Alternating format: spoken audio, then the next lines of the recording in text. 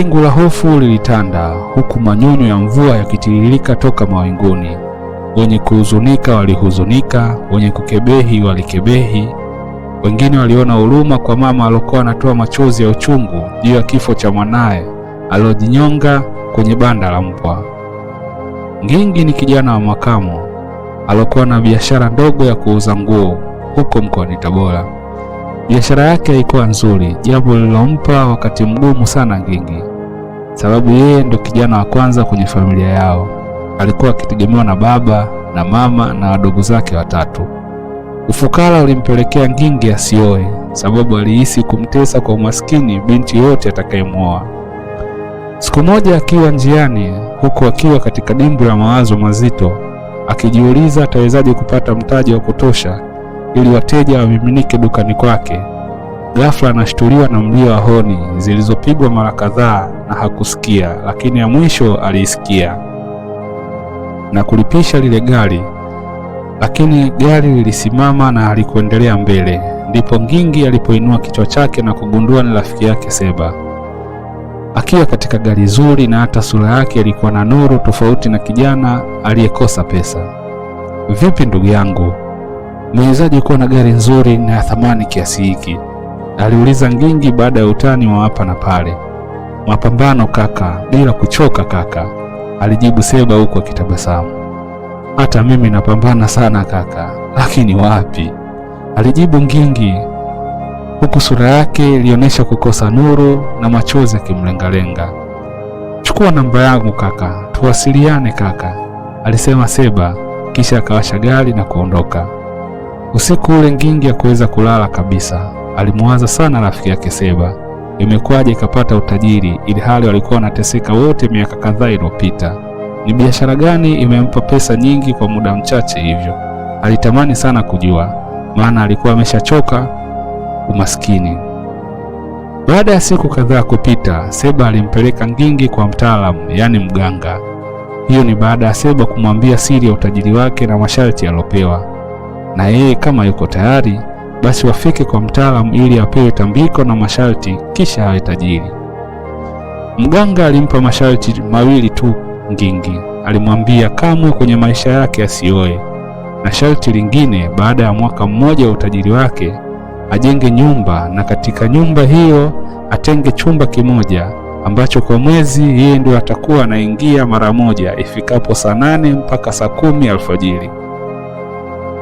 Ngingi kutaka kupinga masharti hayo kwa wakati ule, sababu alikuwa anataka kuonja radha ya utajiri, maana alichoka mateso na njaa iliyotawala nyumbani kwao. Siku zikakatika na kuwa mwezi, mwezi ukakatika na kuwa miezi, mara ikawa mwaka. Ngingi alifurahia utajiri wake. Hakuna mtu aliyemchukia Ngingi sababu ya moyo wake mzuri wa kusaidia waliokuwa na uhitaji. Alikuwa mfano wa kuigwa kwa vijana wenzake. Wanawake walimpenda sana kutokana na utanashati wake. Lakini ukitaka kugombana na Ngingi, basi mwambie habari za kuoa. Alifanikiwa kujenga jumba kubwa la kifahari, na hata wazazi aliwajengea nyumba kubwa nzuri, na maisha yalibadilika kabisa. Kutoka kula mlo mmoja kwa siku, sasa wanakula wanachokitaka, na hakuna alowaza kuuchunguza utajiri wake. Baada ya kuhamia kwenye jumba lake, ilifika siku ya kwenda kutimiza sharti lake la pili, kwenda kutembelea kile chumba usiku wa saa 8 mpaka saa 10 alfajiri. Na ilipofika saa 10 alfajiri alitoka huku machozi yakimtiririka, na moja kwa moja alienda bafuni kuoga, kisha akaenda kulala, na kulipokucha aliamka na kuendelea na shughuli zake. Miezi ikakatika, ndio ukawa utaratibu wake. Baada ya mwaka mmoja kupita, mganga akamtaarifu ya kuwa sasa kwenye chumba unatakiwa utembelee mara 2 kwa mwezi, sababu pesa zinazidi kuwa nyingi na masharti yanabadilika. Ngingi hakupinga, bali alikubaliana na hali, ila akawa anagombana na baba yake swala la kuoa na kuwa na familia.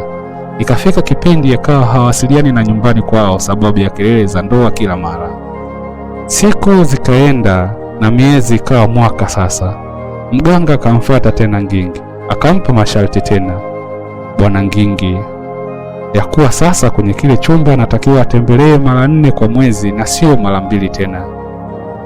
Ngingi alibishana na mtaalamu juu ya hilo swala, lakini akaambiwa endapo itakuwa tofauti basi atarudi kuwa maskini, tena maskini wa kutupwa.